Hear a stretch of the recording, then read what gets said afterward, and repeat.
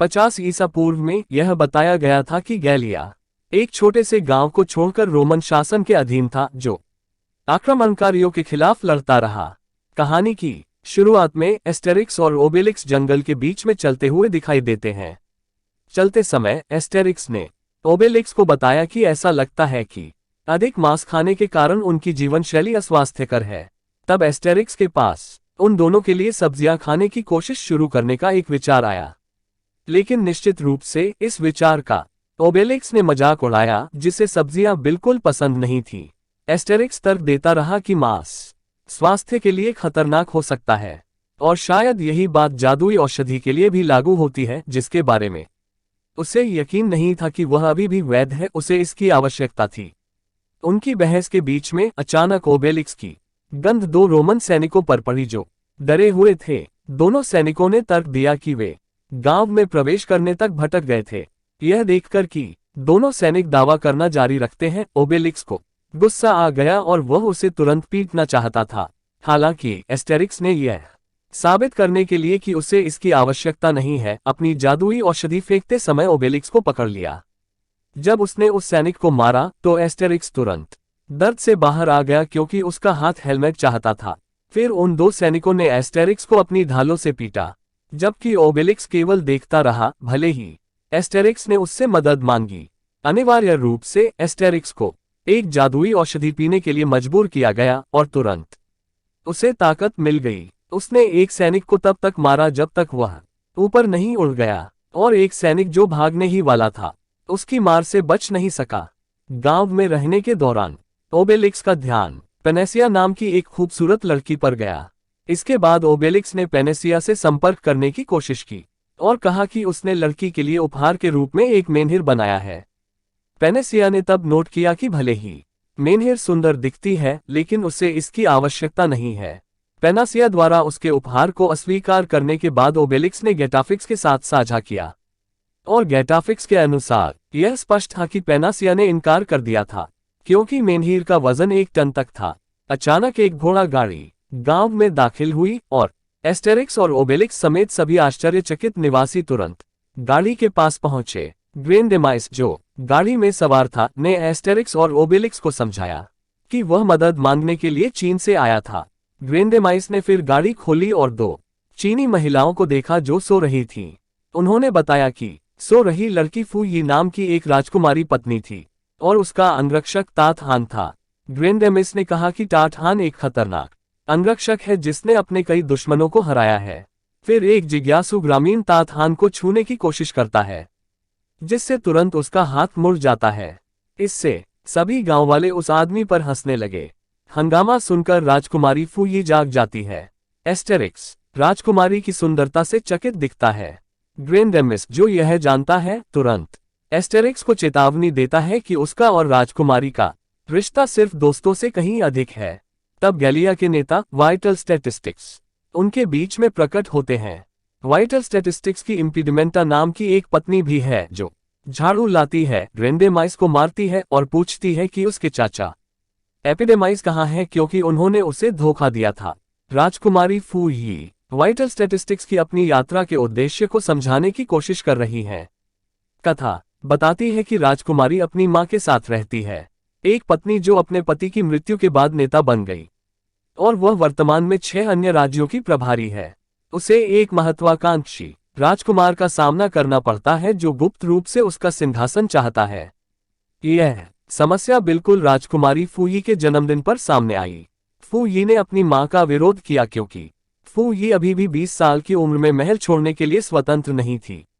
उसने अपनी मां से गैलिया जाने, खुदाई करने और लुटेटिया में आंकड़ों को देखने का आग्रह किया, लेकिन सुरक्षा की खातिर राजकुमारी प्रिंसेस कंसोर्ट ने दृढ़ता से इनकार कर दिया। फू यी को तब अपनी मां से एक सिक्के के रूप में एक उपहार मिला और वह नाराज होने के कारण अपनी मां के पास से चली गई। फू यी के चले जाने के बाद महारानी ने प्रिंस डैंग शिनकिन को बुलाया, जो महारानी के अधीन 6 राज्यों के राजकुमारों में से एक थे। महारानी ने उन्हें मनमाने ढंग से कर बढ़ाने के लिए फटकार लगाए, जबकि लोगों की हालत खराब हो रही थी और वे भूख से मर रहे थे। रिक्यूई रोमन, जिसे राजकुमार ने अपने सलाहकार के रूप में नियुक्त किया था, फिर चीन और रोम की व्याख्या और तुलना करता है। रोम में जूलियस सीजर ने भी कर बढ़ाए और समाज पर इसका समान प्रभाव पड़ा, लेकिन यह राज्य के राजस्व को बढ़ाने में सफल रहा। यह जानते हुए कि राजकुमार ने रणनीतिक तौर पर रोमन को पद पर बिठाया था, तब महारानी ने उन्हें बदलने का सुझाव दिया। जाने से पहले राजकुमार ने पूछा कि क्या वह राजकुमारों को प्रस्ताव देना चाहती थी। फू यी का महारानी ने स्वागत किया था, लेकिन महारानी ने जवाब दिया कि फू यी ने सोचा कि यह सिर्फ एक मजाक था। एक दिन महारानी और टाटहान एपिडेमाइस और ग्रैंडेमाइस द्वारा संरक्षित एक दुकान में आए। ग्रैंडेमाइस ने उन्हें लगभग बाहर निकाल दिया, लेकिन एपिडेमाइस ने तुरंत पहचान लिया कि जो लोग उसकी दुकान पर जूते खरीदना चाहते थे वे राजकुमारी और महारानी थीं। अचानक राजकुमार के सैनिकों द्वारा छोड़े गए तीरों से दुकान पर हमला हो गया। फू यी और महारानी एपिडेमाइस और ग्रैंडेमाइस की सुरक्षा के लिए ताहान को तुरंत लाया गया, जिन्होंने दुकान में सामान के बीच आश्रय लिया था। तब राजकुमार ने महारानी से आत्मसमर्पण करने के लिए कहा। फिर एपिडेमाइस ने एक गुप्त दरवाजा दिखाया ताकि राजकुमारी बच सके। शीघ्र ही अंततः एपिडेमाइस और महारानी राजकुमार द्वारा पकड़े जाने में सक्षम हो जाते हैं। इस बीच फू यी टाटहान और ग्रैंडेमाइस के साथ गाड़ी में अपने गृहनगर से निकलती है, और यही उनकी कहानी की शुरुआत थी, जब तक कि वे अंततः गलिया गांव नहीं पहुंच गए। गलिया गांव में वापस गलिया के नेता के रूप में विटालिस्टिक्स के साथ बातचीत करने के बाद अल्पविराम राजकुमारी फू यी को महारानी और चीन के साम्राज्य को बचाने में मदद करने के लिए एस्टेरिक्स और ओबेलिक्स को सौंपने के लिए तैयार होने का फैसला किया। इस बीच जूलियस सीजर रोम में परेशान दिख रहा था, क्योंकि उसकी पत्नी क्लियोपेट्रा अपनी नई हृदय मूर्ति टोबास्कोस के साथ मिस्र लौटना चाहती थी। शक्तिशाली खेल शिक्षक का नाम टोबास्कोस के कारण हुआ, जिसे दुनिया जूलियस सीजर से भी अधिक जानती है, जिसे रोम में गैलिया के कारण जाना जाता है। कुछ ही समय बाद रिक्यूई पहुंचे और उन्होंने अपना परिचय प्रिंस डैंग शिनकिन के दूत के रूप में दिया। उसने एक सैन्य सेना के बदले में जूलियस सीजर को वह जमीन देने की पेशकश की जो राजकुमार ने लूटी थी। जूलियस सीजर, जिन्होंने महसूस किया कि उन्हें अपने नाम को और अधिक प्रसिद्ध बनाने की आवश्यकता है, ने रिक्यूई के प्रस्ताव को इस उम्मीद में स्वीकार कर लिया कि चीन भी उन्हें पहचान सके। इस बीच गैलिया गांव में ग्रामीण राजकुमारी फू यी के साथ चीन जाने के लिए ओबेलिक्स और एस्टेरिक्स को जाने दे रहे हैं। ग्रामीणों में से एक ने अपने वाहन के लिए कार के रूप में एक गाड़ी भी तैयार की। गेटाफिक्स ने एस्टेरिक्स को एक जादुई औषधि भी दी, भले ही वह इसे अस्वीकार करना चाहता था। सब कुछ तैयार हो जाने के बाद ओबेलिक्स ट्रेन को खींचता है और यह महाशक्तियों के साथ गति पकड़ती है। शीघ्र ही भूमध्य सागर पार करने के बाद वे उत्तरी अफ्रीका भी पहुंचे। यहाँ टाटहान के पास नदी के किनारे कपड़े धोते हुए कुंग फू का अभ्यास करते हुए फू यी को सिखाने का समय था। एस्टेरिक्स ने दूर से झांकते हुए ग्रैंडेमिस को बताया कि राजकुमारी गैलिया गांव में उसके साथ रहने के लिए कठिन जीवन जी रही थी। यह सुनकर ग्रैंडेमाइस नहीं माने। वे बहस करते रहे और राजकुमारी को पाने के लिए प्रतिस्पर्धा करते रहे। ग्रैंडेमिस ने कहा कि उन्होंने और फू यी ने डेट की थी। इसके बाद एस्टेरिक्स ने फू यी को यह बताने की धमकी दी कि ग्रैंडेमिस गैलिया का नागरिक नहीं था, बल्कि एक मध्य पूर्वी व्यापारी था, जिसने अपना माल बेचने के लिए अपनी गोरीविक के साथ खुद को गैलिया नागरिक के रूप में प्रच्छन्न किया था। इस बीच चीनी साम्राज्य में राजकुमार डैंग शिनकिन को जंगल के बीच जेल में महारानी और एपिडेमाइस को छिपाते हुए देखा गया था। डैंग शिनकिन ने फिर दिन गिनने के लिए पेंडुलम निकाला। यदि कोई और पेंडुलम नहीं बचा होता और राजकुमारी नहीं मिली होती तो वह महारानी को मार डालता। दूसरी ओर जूलियस सीजर अपनी विशाल सेना और रिक्यूई के साथ रेशम मार्ग पार करके चीन की ओर चला गया था। रेगिस्तान से गुजरने के बाद एस्टेरिक्स और उनका दल नहर के किनारे एक छोटे से शहर लुटेटिया पहुंचे। फिर वे एक बार में दाखिल हुए। राजकुमारी फू यी खुश लग रही थी, क्योंकि लुटेटिया जाने की उनकी इच्छा आखिरकार पूरी हो गई। जब बार गायक ने उनके इरादों और लक्ष्यों के बारे में पूछा तो लुटेटिया और ग्रैंडेमिस ने कहा कि वे सर्वश्रेष्ठ जहाज कप्तान की तलाश कर रहे हैं। इसके बाद गायक ने टाइटैनिक्स नाम के एक व्यक्ति को दिखाया, जो वहां का सबसे अच्छा जहाज कप्तान था। इसके बाद एस्टेरिक्स ने टाइटैनिक्स से उसे समुद्र के रास्ते चीन ले जाने के लिए कहा, लेकिन टाइटैनिक्स ने इनकार कर दिया क्योंकि रास्ता बहुत जटिल था। फिर फू यी ने आभूषण का एक टुकड़ा निकाला। अंततः टाइटैनिक्स की रुचि उस पर आकर्षित हुई और वह उसे लेने के लिए तैयार हो गया। अचानक उस समय हंगामा मच गया जब 3 लुटेरों ने बार के मालिक को ब्लैकमेल करने का इरादा किया। एस्टेरिक्स ने उनसे संपर्क किया और ओबेलिक्स से उसकी मदद करने के लिए कहा, लेकिन ओबेलिक्स ने इनकार कर दिया। इसके बाद एस्टेरिक्स ने एक जादुई औषधि का इस्तेमाल किया जिससे उसे ताकत मिली। उसने तुरंत दोनों लुटेरों को तब तक मारा जब तक उनके शरीर छत में नहीं घुस गए। उसी समय ओबेलिक्स एक बचे हुए व्यक्ति से उसके मौत के सूट में तब तक लड़ता है जब तक कि डाकू का शरीर आकाश में नहीं पटक दिया जाता। यात्रा के बीच में कैप्टन टाइटैनिक्स के साथ समुद्र में चीन जाते समय एक समुद्री डाकू जहाज ने उस जहाज को देखा जिस पर एस्टेरिक्स यात्रा कर रहा था और उसे लूटने का इरादा था। समुद्री डाकू, जो शुरू में उत्साहित थे, यह जानकर अचानक भयभीत हो गए कि जहाज में गैलिया लोग हैं। जब एस्टेरिक्स और ओबेलिक्स नाव पर हमला करने की योजना बनाते हैं तो टैटहान उन पर हमला करने की पेशकश करता है। टाटहान और समुद्री डाकुओं के बीच लड़ाई होती है जिसे वे चीनी बवंडर का हमला कहते हैं। टैटहान उन सभी को आसानी से हरा देता है और फिर जहाज को डुबो देता है। जब टाटहान ब्रिज जहाज पर सूर्यास्त देख रहा था, ओबेलिक्स उसके पास आया।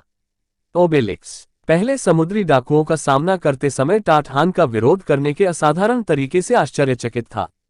टाटहान फिर पूछता है कि ओबेलिक्स ने कभी जादुई औषधि का उपयोग क्यों नहीं किया। ओबेलिक्स ने उत्तर दिया कि उसे गैटाफिक्स को अमृत का उपयोग करने की अनुमति नहीं दी गई क्योंकि यह उसके लिए खतरनाक था, भले ही वह इसे आजमाना चाहता था। और फिर हमें फ्लैशबैक में ले जाया जाता है जब एस्टेरिक्स और छोटा ओबेलिक्स स्टोव पर जादुई औषधि हिला रहे थे। एस्टेरिक्स ने एक चम्मच अमृत पिया और उसे शक्ति प्राप्त हुई और दवा आजमाने की बारी ओबेलिक्स की थी। इसके बजाय वह तब तक फिसलता रहा जब तक आखिरकार उसका पूरा शरीर जादुई औषधि से भर गया और वहां से उसे तब से औषधि पीने की आवश्यकता के बिना शुद्ध शक्ति प्राप्त हुई। टाइटैनिक्स गुप्त रूप से उन्हें देख रहा था, फिर जहाज को झुकाया और ओबेलिक्स को टाटहान को गले लगाने के लिए मजबूर किया। जूलियस सीजर अंततः चीन के द्वार पर पहुंचे और सभी 6 राज्यों पर विजय प्राप्त करने वाले चालाक योजना को पूरा करने के लिए राजकुमार डैंग शिनकिन से मुलाकात की। क्यूई ने राजकुमार को जूलियस सीजर से मिलवाया। वहां जूलियस सीजर राजकुमार की दाढ़ी रखता है, लेकिन वह जिस युद्ध रणनीति का अध्ययन कर रहा है उस पर हंसता है। जूलियस सीजर के लिए वह इसे शीघ्रता से कर सकता था। अगले दिन जूलियस सीजर की सेना और डेंग शिनकिन की सेना व्यक्तिगत रूप से चीनी राज्यों को जीतने के लिए शामिल हो गई। एंटीवायरस नामक सरदार इब्राहिमोविक की कमान के तहत एक एक करके चीन के राज्यों को भी उनके द्वारा सफलतापूर्वक नियंत्रित किया गया। केवल एक साम्राज्य को छोड़कर एंटीवायरस को हीरो माना जाता था और वह रोमन सैनिकों के लिए स्पिरिट बन गया। रात में जूलियस सीजर और राजकुमार और उसके सभी लोग पूरे मुख्य भूमि चीन पर हावी होने के लिए निम्नलिखित रणनीति का आयोजन करने के लिए एकत्र हुए। क्यूई ने याद दिलाया कि एक बचा हुआ साम्राज्य जीतना सबसे चुनौतीपूर्ण साम्राज्य है। इस साम्राज्य का नेतृत्व कुको नाम के एक राजकुमार द्वारा किया जाता है, जिसका मिथक अपने भयानक चेहरे को छिपाने के लिए मुखौटा पहनना है। कुछ ही समय बाद एस्टेरिक्स समूह अंततः चीन पहुंच गया। कैप्टन टाइटैनिक्स ने दुनिया भर में अपनी यात्रा जारी रखने का फैसला किया। बाजार में घूमते समय एक साधु ने टाटहान ओबेलिक्स को कागज का एक टुकड़ा दिया, जो टाटहान से यह पूछने के लिए उत्सुक था कि संदेश की सामग्री क्या थी, लेकिन उसने उसे नहीं बताया। ओबेलिक्स चिढ़ गया क्योंकि टाटहान पहले पत्र के प्रति ईमानदार नहीं था और उसने उन्हें छोड़ दिया। जब एस्टेरिक्स और ओबेलिक्स ने एक्यूपंक्चर स्थान पर आराम किया तो आत्मविश्वास के साथ एस्टेरिक्स ने कहा कि वह राजकुमारी फूही को अपने साथ रहने के लिए लाएगा और अपने माता पिता की कुटिया में रहेगा, जिस पर अब एस्टेरिक्स और ओबेलिक्स रहते हैं। यही कारण है कि जब वे बाद में वापस आते हैं तो वह ओबेलिक्स को उस घर से चले जाने के लिए कहता है।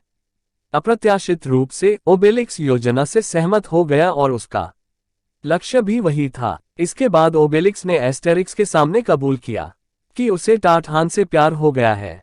यह सुनकर एस्टेरिक्स ओबेलिक्स पर हंसा, जिससे ओबेलिक्स नाराज हो गया जब तक कि उन दोनों ने लड़ाई नहीं की और उस अन्याय पर चर्चा नहीं की जो ओबेलिक्स ने इस समय महसूस किया था। जब तक एस्टेरिक्स को उस घर में मांस खाने की अनुमति नहीं दी गई, जब तक वह उस घर में रहता था, क्योंकि वह घर एस्टेरिक्स के माता पिता का था, तब तक वह औषधि का स्वाद नहीं ले पा रहा था। बाजार में डैंग शिनकिन के कुछ दूतों ने घोषणा की कि वे अगले 7 दिनों में सूर्यास्त के समय महारानी का सिर काट देंगे।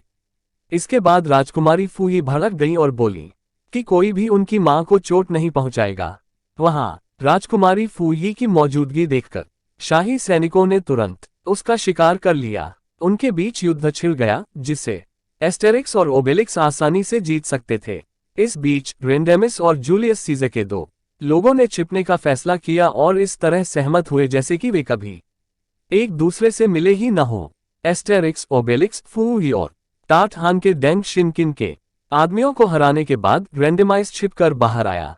एस्टेरिक्स के सराय में पहुंचने के बाद वे मास्टर ली टैटहान के शिक्षक ग्रेंडेमाइस आए, जिन्होंने दरवाजा देखा और सोचा कि वह एक भिखारी था, लेकिन टैटहान ने तुरंत दरवाजा फिर से खोल दिया। टाटहान बताते हैं कि मास्टर ली एक तपस्वी थे जिन्होंने खुद को गरीबी के लिए समर्पित कर दिया था। दादी सीधे वह सिक्का वापस ले लेती है जो उसने मास्टर ली को दिया था। शीघ्र ही मास्टर ली ने अपने ज्ञान का उपयोग यह दिखाने के लिए किया कि डैंग शिनकिन ने पूरे चीन में आतंक फैलाया था। उन्होंने उस स्थान का भी निर्देशन किया जहां महारानी को रखा जा रहा था, यानी हंस नामक मंदिर में। मास्टर ली ने उनसे महारानी को तुरंत रिहा करने और फिर जूलियस सीजर के अंतिम साम्राज्य पर कब्जा करने में सफल होने से पहले कुको पैलेस में जाने के लिए कहा। मास्टर ली ने कहा कि वे सभी चेहरे पर बांस के मुखौटे के साथ भयानक राजकुमार कुको से मिलेंगे। मास्टर ली के जाने के बाद ओबेलिक्स अपने दोस्तों को एक तेज गति वाली गाड़ी में स्वान मंदिर ले जाता है। जब वे पहुंचे, टाटहान तुरंत चट्टान के शीर्ष पर स्थित मंदिर में गए जहां महारानी और एपिडेमाइस बंद थे। टाटहान तुरंत महारानी को वहां से ले गया, जबकि एपिडेमाइस ने वहीं रहना चुना क्योंकि वह डैंग शिनक्वीन के साथ बातचीत करना चाहता था। अंततः महारानी को रिहा कर दिया गया और वह अपनी बेटी से मिल गईं। और फिर पहरेदारों को पता चला कि वे कहाँ थे और उन पर तीरों से हमला किया। वे सभी खुद को बचाने के लिए जंगल के बीच में भाग गए। जंगल के बीच में महारानी ने राजकुमारी फूई को एस्टेरिक्स के साथ रहने के लिए कहा और ओबेलिक्स को कुको लोगों में शामिल होने के लिए कहा। इस बीच वह और टाटहान डैंग शिनकिन और जूलियस सीजर को घेरने के लिए अन्य सैनिकों को तैनात करेंगे। जाने से पहले टाटहान ने ओबेलिक्स को भी अलविदा कहा। एक अन्य स्थान पर जूलियस सीजर डैंग शिनकिन के साथ बैठा था। अचानक उसने डैंग शिनकिन का चेहरा क्लियोपेट्रा में बदलते देखा और उसने लगभग उसे चूम लिया। उसे लगा कि अगर वह चीन पर विजय पाने में सफल हो गया तो क्लियोपेट्रा को उस पर गर्व होगा। जूलियस सीजर अगले दिन कुको साम्राज्य को जीतने के लिए इंतजार नहीं कर सकता। ओबेलिक्स द्वारा लाई गई गाड़ी अंततः प्रिंस कुको के महल में पहुंचती है। महल में प्रवेश करने के बाद फूई ने अपना परिचय महारानी की राजकुमारी के रूप में दिया, लेकिन उनके प्रिंस सलाहकार ने उन्हें यह साबित करने के लिए कहा कि वह डैंग शिनकिन की जासूस नहीं थी। इसके बाद एस्टेरिक्स ने फूई से वह सिक्का दिखाने को कहा जो उसकी मां ने दिया था और महल के सभी लोगों ने भी उसके लिए घुटने टेक दिए। कुछ ही समय बाद राजकुमार कुको प्रकट हुए। इसमें राजकुमार का चेहरा देखा गया जो सुंदर था और बिल्कुल भी डरावना नहीं था, जिससे फूई को प्यार हो गया। इसके बाद फूई ने राजकुमार के लंबे बालों को पकड़ा और उसके चेहरे को छुआ, जबकि एस्टेरिक्स को यह देखकर जलन हो रही थी।